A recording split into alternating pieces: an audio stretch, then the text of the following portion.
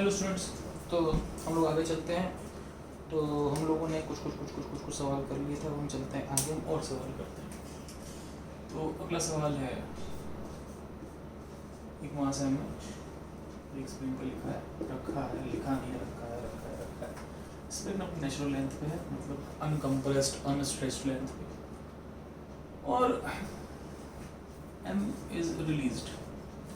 m को मैंने release कर दिया, मतलब छोड़ दिया, ठीक है। तो मेरे से पूछा है मैक्सिमम कंप्रेशन क्या होगी, और एक और पार्ट पूछा है कि मैक्सिमम वेलोसिटी क्या होगी, मैक्सिमम स्पीड क्या होगी, ठीक है।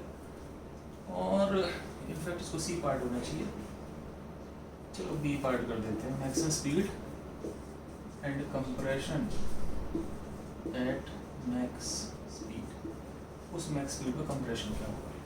लेट्स क्या कर सकते हैं, तो ये नीचे आएगा और जहाँ पे मैक्सिमम कंप्रेशन होगा, मान लो मैक्सिमम कंप्रेशन कितना है, x0 है, उस कंप्रेशन पे इसकी स्पीड जीरो हो जाएगी, क्योंकि सोचो जब तक चलेगा कंप्रेस करेगा, चल के रुक गया, यहाँ कंप्रेशन मैक्सिमम हो, फिर ऊपर जाएगा। तो ये आपके पास इनिशियल स्टेज है, ये आपके पास फाइनल स्टेज है। तो यहाँ से छोड़ा गया तो यहाँ भी u0, यहाँ पे रुका तो यहाँ भी 0। अब u0 से v0 तक आपने क्या करना है, वर्क एनर्जी थ्योरम लगानी है। तो let's apply work energy theorem. तो कैसे लगाएंगे कि work done by all is equal to half M V square minus U square. अब देखो u भी 0 है, v भी 0, तो इसका मतलब चेंज इन काइनेटिक 0। और सोचने की बात है इसे कितने फोर्स लग रहा है, तो मैं ध्यान से देखूँ इसमें कितने फोर्स लगने हैं। तो इसमें mg लग रहा है नीचे की तरफ, और एक स्प्रिंग का फोर्स लग रहा है ऊपर की तरफ, ठीक है। अब mg का वर्क तो बहुत सिंपल होता है, क्या होता है, mg का वर्क होता है सिंपल, नीचे आ रहा है तो प्लस mg x0। स्प्रिंग का वर्क डन बहुत सिंपल होता है, हाफ के शुरू का स्क्वायर, शुरू में 0 दबी पड़ी थी, माइनस बाद का स्क्वायर, ठीक है, इज इक्वल टू 0। यहाँ से क्या हो गया, mg x0 जो हो गया वो हो गया हाफ के x0, ठीक है। x0 कट गया, तो यहाँ से x0 कितना आ गया, 2mg/k। ये मैक्सिमम कंप्रेशन है 2mg/k, ठीक है। तो आप उसको पॉज करके लिख लो, फिर हम चलते हैं आगे, ठीक है। तो हमको दूसरा पार्ट निकालना है कि इसकी मैक्सिमम स्पीड क्या होगी और कंप्रेशन क्या होगी जब इसकी स्पीड मैक्सिमम है तब, ठीक है। तो let's work on that thing, ठीक। इसको मैं मिटा लेता हूँ।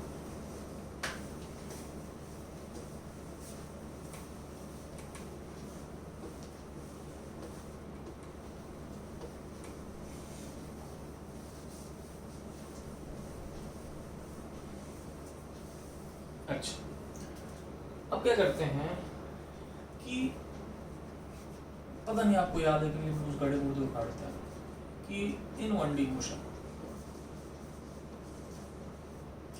इनफैक्ट 1D मोशन क्या, कभी भी इनफैक्ट कोई भी चीज मैक्सिमम कब होती है, उसका डिफरेंशिएशन 0 होता है।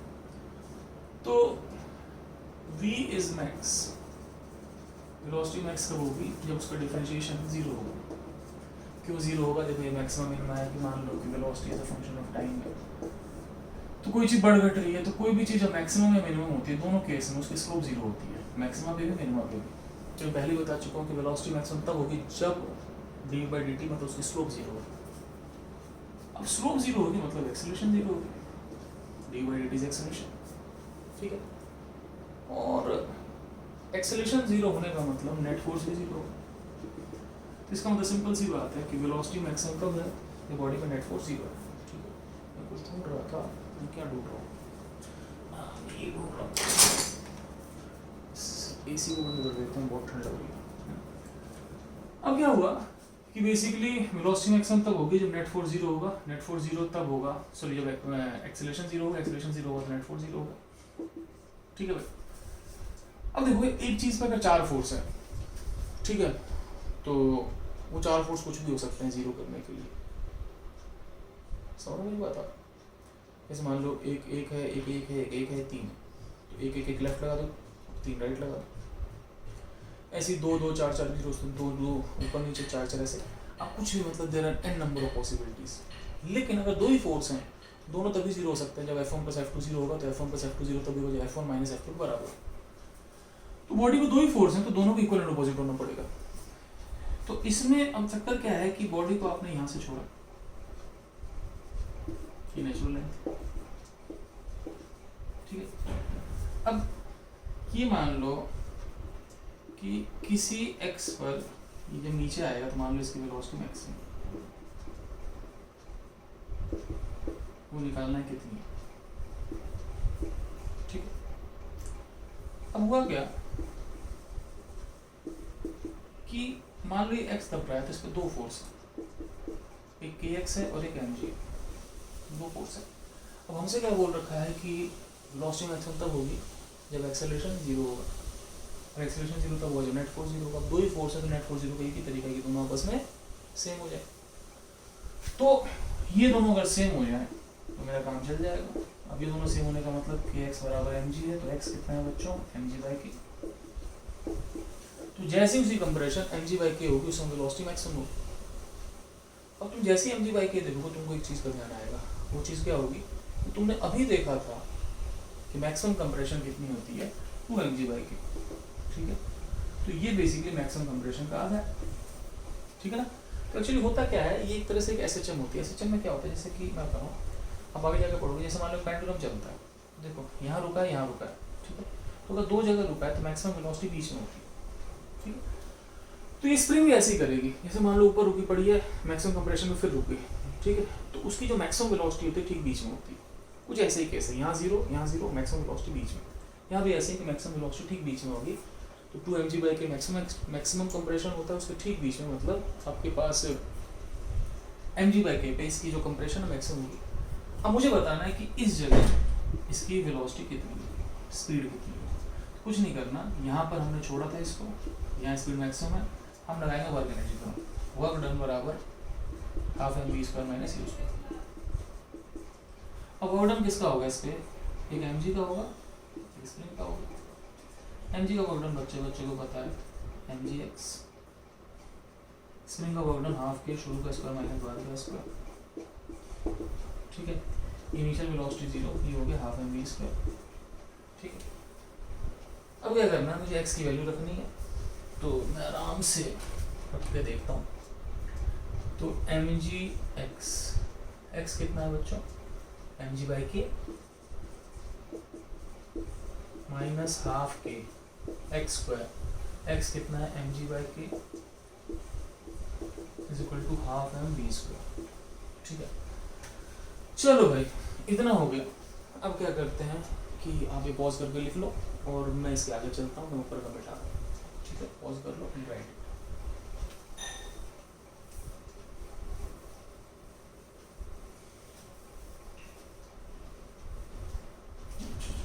अब क्या होगा बच्चों, mg इंटू mg/k, तो ये हो गया m²g² minus m²g² divide by k² into k, तो m²g²/k नीचे 2 minus m²g²/2 is equal to half mv²। अब ये तो सेम ही है, बस नीचे 2 है तो 1 माइनस हाफ इज हाफ, तो ये हो गया m²g²/2, ठीक। अब यहाँ से क्या हुआ, 2 से 2 कट गया, एक m से m कट गया, तो मैक्सिमम स्पीड जो आ गई वो g² का g हो गया, m/k √2 हो गया, ठीक है। तो ये आपके पास मैक्सिमम स्पीड, तो मैक्सिमम स्पीड g√m/k आ गई, ठीक है। हालांकि इस क्वेश्चन को और कई तरीके से कर सकते थे, लेकिन जब आप SHM पढ़ोगे तो इसके करने के कुछ नए आयाम खुल जाएंगे, ठीक है। तो right now this question is done, ठीक। अब चलते हैं आगे, एक आध सवाल और करते हैं इस पर, ठीक। तो आप पॉज करके लिख लो, देन वी प्रोसीड।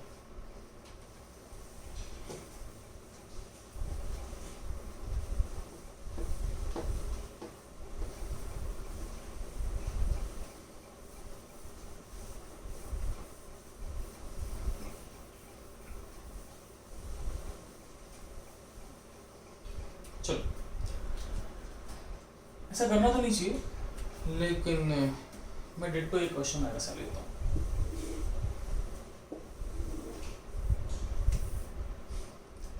स्प्रिंग की नेचुरल लेंथ थीटा एंगल है, ठीक है। सेम वही क्वेश्चन रिपीट करना है, क्या कि मैक्स कंप्रेशन, मैक्स स्पीड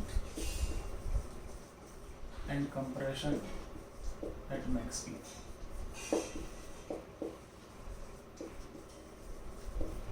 ठीक।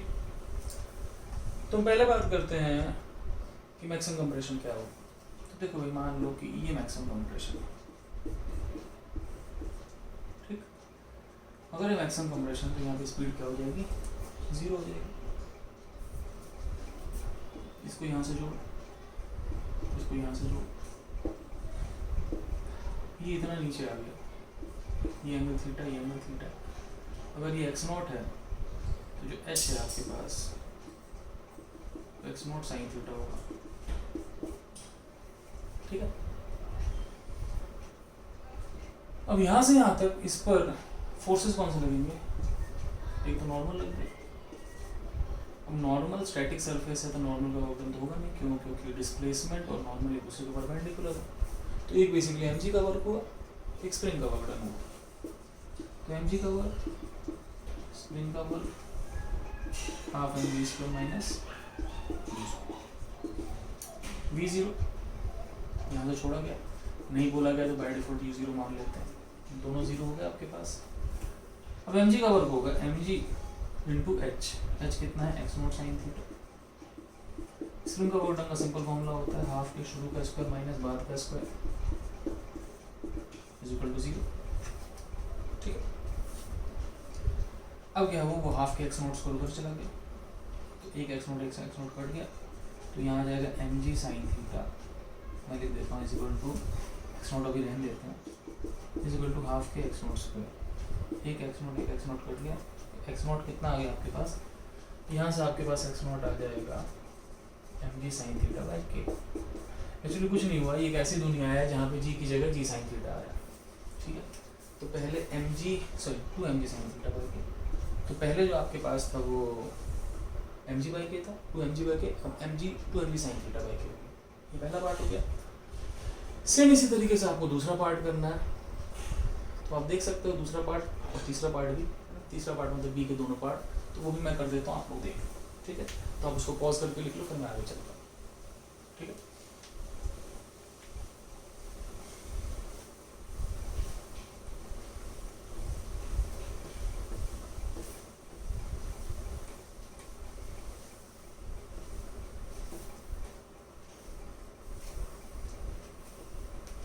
चलो, अब बी पार्ट क्या है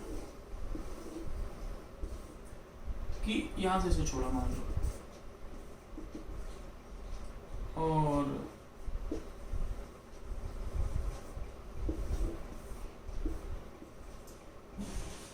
ये मान लो सपोज स्प्रिंग x दब गई जब इसकी वेलोसिटी मैक्सिमम, ठीक, ये थीटा, ये x है, तो ये जो हाइट होगी x sin थीटा हो जाएगी, ठीक। अब क्या हुआ कि वही काम, mg का work mg x sin theta, spring का वर्क हाफ के शुरू स्क्वायर माइनस बाद का square x square, change in kinetic half mv square minus half mu square, अब u 0 है तो यहाँ से छोड़ा गया, ठीक है। अगर x आ जाए तो v आ जाएगा। अब x कैसे निकालूंगा मैंने क्या बोला कि वेलोसिटी मैक्सिमम कब होगी बच्चों, वेलोसिटी मैक्सिमम तब होगी जब इसमें नेट फोर्स क्या होगा, 0। अब इसमें नेट फोर्स 0 कैसे होगा, मैं अलग से डायग्राम बना रहा हूँ। इस पर क्या होगा, एक mg लगेगा, mg के दो कंपोनेंट होंगे, mg cos थीटा, इधर mg sin थीटा, ठीक है। mg cos theta, mg sin theta मैं बना नहीं रहा, आपको कई बार पता है कि कई बार बता चुका हूँ कि इधर sin थीटा होता है, क्योंकि ये थीटा हो गया 90 माइनस थीटा होगा, फिर थीटा, यहाँ cos हो गया इधर sin होगा। अब ऐसे ही नॉर्मल होगा तो नॉर्मल mg cos थीटा को बैलेंस करता है। ये अगर स्प्रिंग x दबी पड़ी है तो यहाँ पर स्प्रिंग का फोर्स ऊपर आ जाएगा kx, और अगर मैक्सिमम वेलोसिटी पर नेट फोर्स 0 है तो उसका एक ही तरीका है कि mg sin थीटा और kx आपस में इक्वल हो जाएंगे, अगर मेरे पास के एक्स और M G sine theta equal हो गया तो पहले जैसे एक्स एम जी बाई के था यहाँ पे X M G sine theta by K आ जाएगा। ठीक है, चलो तो एक्स आ गया M G sine theta by K, अब यहाँ वैल्यू रखनी है तो रखो M G sine theta, X की जगह M G sine theta by K, same पिछला सवाल कर रहा है, बस जी की जगह जी साइन थीटा चल, M G sine theta into X की जगह M G sine theta by K minus half के एक्स स्क्वायर, एक्स कितना है M G sine theta by K is equal to half M V square. ठीक है, ये M square G square sine square theta by K, ये M square G square sine square theta by 2 K आएगा, दोनों को minus करोगे तो आ जाएगा M square G square sine square theta by K, और ये हाफ है तो by 2 K is equal to half M V square. M से बैठ गया आपके पास, नहीं स्क्वायर काटो बालक मत करो। ठीक है, अब v की वैल्यू निकालनी है तो v की वैल्यू सिंपल है, ऊपर से 2 काट दो तो v आ गया g sin थीटा। ठीक है, m बचेगा k बचेगा रूट m बाई k, बिल्कुल सेम टू सेम चीज़ है, बस मैंने 2 सवाल दे दिए सेम टाइप के, कोई ज़रूरत नहीं थी, लेकिन just for you to understand मैंने 2 सवाल दे दिए। ठीक है, तो ये सवाल मेरे पास हो गया। ठीक है, तो आप इसको पॉज करो, लिख लो और फिर हम चलते हैं आगे।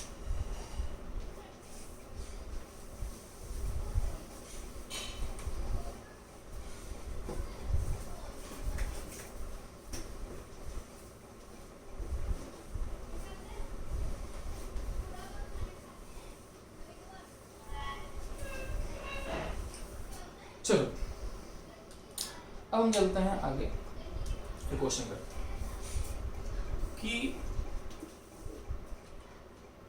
ये एक स्प्रिंग है। ठीक है, और ये एक मास है, स्प्रिंग का कांस्टेंट बाय डिफॉल्ट क्या होता है, ये शेडेड पोर्शन है, तो ये शेडेड जो है वो रफ का मतलब, और बाकी सब जो है स्मूथ अनशेडेड नॉन शेडेड जो भी होता है।